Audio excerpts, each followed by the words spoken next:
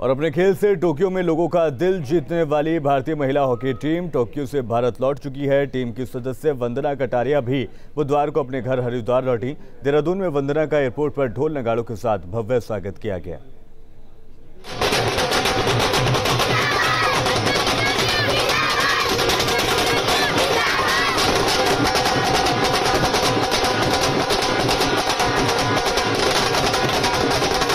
बुधवार को देहरादून के जॉली ग्रांट हवाई अड्डे पर उमड़ा जनसैलाब अपनी बेटी के इस्तकबाल के लिए जुटा था, जो टोक्यो ओलंपिक में जलवा दिखाने वाली भारतीय महिला हॉकी टीम की सदस्य है।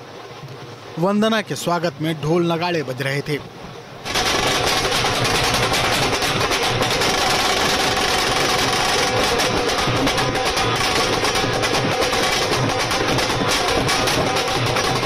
जब वंदना एयरपोर्ट से बाहर निकली तो बेटी के स्वागत को सब उतावले हो गए। लोगों की खुशी देखते ही बन रही थी। वंदना को इस बात का दुख तो है कि मेडल नहीं ला पाए, लेकिन लोगों का दिल जीतने की खुशी भी है। उससे बहुत हेल्प हुई है हम लोगों की। एक्चुअली हम लोग बिल्कुल टूट चुके थे कि हम बहुत क्लोज थे मेडल के, और ये है कि हमने मैच नहीं जीत पाए, मेडल नहीं जीता है, पर लोगों का इंडिया के अंदर जो है दिल जीता है लोगों का। उधर हरिद्वार में वंदना के घर पर भी स्वागत की तैयारी पूरी थी। 1.5 साल बाद बेटी आ रही थी, कामयाबी के झंडे गाड़कर। बेटी को बस यही मलाल था कि पापा नहीं होंगे। पहले यही सोच रही थी कि मतलब मैं घर जाऊंगी और हमेशा पापा खड़े हुए मिलते थे, मतलब हमेशा एयरपोर्ट पे मेरे मना करने के बावजूद भी।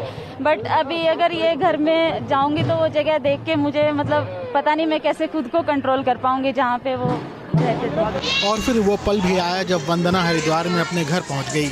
खेल की तैयारियों के सिलसिले में वंदना घर से दूर थी और इधर पिता का देहांत हो गया था। अब जब वंदना लौटी तो मां के गले से लिपट कर रोने लगी, क्योंकि पिता का ही सपना था कि बेटी देश का नाम रोशन करे। Team news state. और टोक्यो ओलंपिक में कांस्य पदक जीतने वाली हॉकी इंडिया टीम के सदस्य ललित उपाध्याय वाराणसी पहुंचे। एयरपोर्ट पर उनका भव्य स्वागत किया गया। विश्वनाथ मंदिर पहुंचकर उन्होंने पूजा अर्चना भी की। शहर में जगह जगह लोगों का अभिवादन स्वीकार करते हुए देश का हीरो अपने घर पहुंचा। ढोल नगाड़ों की थाप के बीच फूल मालाएं पहनाकर स्वागत। अपने हीरो के स्वागत के लिए एयरपोर्ट पर उमड़े बनारसवासी। ओलंपियन की एक झलक पाने और सेल्फी लेने के लिए मची होड़। ये उस जश्न की तस्वीरें हैं जिसमें हर हिंदुस्तानी शामिल होना चाहता है। टोक्यो ओलंपिक में कांस्य पदक जीतने वाली हॉकी टीम का हिस्सा रहे ललित उपाध्याय अपनों का प्यार देख खुशी से झूमते दिखे। इससे ज्यादा खुशी कभी नहीं मिल सकती जब पूरे बनारस के लोग यहाँ पे जुटे हो। बनारस में हॉकी फिर से जिंदा हो गई और इस चीज की सबसे ज्यादा खुशी है। एयरपोर्ट से ललित अपने परिजनों के साथ सीधे काशी विश्वनाथ मंदिर पहुंचे, जहां पूरा इलाका भारत माता की जय और हर हर महादेव के नारे से गूंज उठा।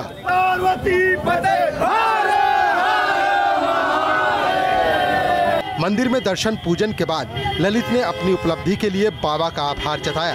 टोक्यो ओलंपिक में 40 साल का अगर सूखा दूर हुआ है तो केवल बाबा महादेव विश्वनाथ जी की कृपा है। पहली बार मेरा ओलंपिक था और वो भी 40 साल बाद मेडल आया, तो मेरा यही सोच था कि मैं जब भी जाऊंगा सबसे पहले मैं बाबा विश्वनाथ जी का दर्शन करने जाऊंगा। घर पहुंचने से पहले ललित का शहर में कई जगह स्वागत हुआ, जिसकी बदौलत देश को गौरवान्वित होने का मौका मिला।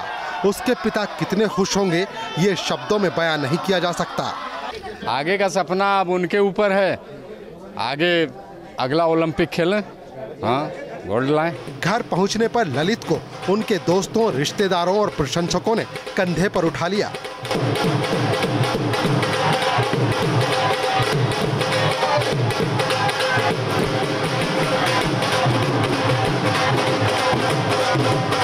ओलंपिक से मेडल लेकर लौटे बेटे को देख उनकी मां, बहन और भाभी की आंखें खुशी से नम हो गईं। ये हो रहा था क्या बेटे को गले से लगा लें, बहुत खुशी है। कुछ हम बोल भी नहीं सकते उस खुशी के बारे में। हमारे पास शब्द नहीं है कि हम अपनी खुशी बयां कर पाए उनके लिए। बहुत बहुत बहुत प्राउड फील अपने भाई पे। ये बहुत बड़ा तोहफा है और मेडल के साथ भैया आए, इससे बड़ी तोहफा हमारे लिए कुछ हो ही नहीं सकता। बनारस का हॉकी को लेकर बड़ा इतिहास रहा है। विवेक सिंह, मोहम्मद शाहिद और अब ललित उपाध्याय। बनारस के छोटे से गांव भगवानपुर के ललित ने अपनी मेहनत से देश का नाम रोशन किया। ऐसे मेहनत कश के जज्बे को हम सबका सलाम। Sushant Mukherjee, news state, Varanasi. UP में पीजीटी परीक्षा को बेहतर तरीके से संपन्न कराने की जिम्मेदारी खुद माध्यमिक चयन बोर्ड ने उठाई है। बुधवार को चयन बोर्ड की तरफ से एक प्रेस कॉन्फ्रेंस भी की गई, जिसमें नकल माफिया पर नकेल कसने के लिए कठोर कदम उठाने की बात की गई।